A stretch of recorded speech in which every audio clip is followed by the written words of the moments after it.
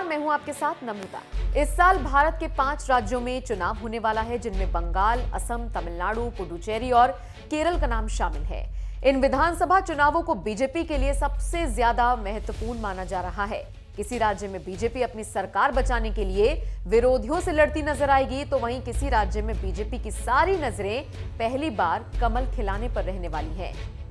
हालांकि इस समय असम में बीजेपी की ही सरकार है, लेकिन फिर भी इस बार के असम विधानसभा चुनावों में पार्टी कुछ ज्यादा ही दिलचस्पी लेते हुए दिख रही है।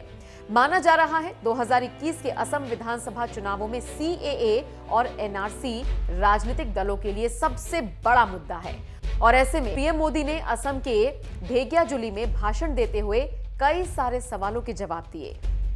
बीते कई दिनों से ऐसे सवाल उठ रहे थे कि आखिर प्रधानमंत्री मोदी ने असम के चुनावी अभियान की शुरुआत ऊपरी असम के शिवसागर और उत्तरी असम के ढेकियाजुली से क्यों की। लेकिन अपने भाषण में पीएम ने इन सभी सवालों के जवाब दिए। बता दें, बीजेपी ने 2016 के असम विधानसभा चुनाव में 126 में से 60 सीटें जीती थी, जिनमें से 26 सीटें सिर्फ उत्तरी और ऊपरी असम में कुल 42 विधानसभा सीटें हैं। और बीजेपी इस बार के चुनाव में उसी टैली को सुधारना चाहती है।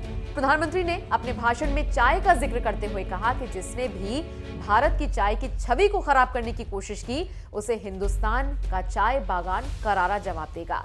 बता दें, हाल ही में कुछ अमेरिकी हस्तियों ने भारत की योग और चाय के बलबूते पर विश्व गुरु बनने की छवि को नुकसान पहुंचाने की कोशिश की थी।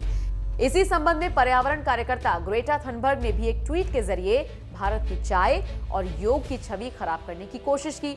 हालांकि उन्होंने बाद में अपने उस ट्वीट को डिलीट भी कर दिया था। बता दें, उत्तरी और ऊपरी असम में चाय कम्युनिटी के लोगों की बहुलता है। चाय कम्युनिटी में वो स्थानीय लोग आते हैं जो चाय के बागानों में काम करते हैं और जीवन यापन के लिए इसी पर निर्भर हैं। पिछली बार असम के शिवसागर में पीएम ने जिले के 1 लाख स्थानीय परिवारों को जमीन पर पट्टा दिया था, जिसमें अधिकतर परिवार उत्तरी और ऊपरी असम के निवासी ही थे। उन्होंने शिवसागर जिले में भाषण देते हुए करीब 7 बार मूल निवासी शब्द का इस्तेमाल किया था, लेकिन पीएम ने सीएए शब्द का प्रयोग एक बार भी नहीं किया। ऐसा इसलिए क्योंकि असम की जनता अभी भी सीएए के प्रावधानों का विरोध कर रही है।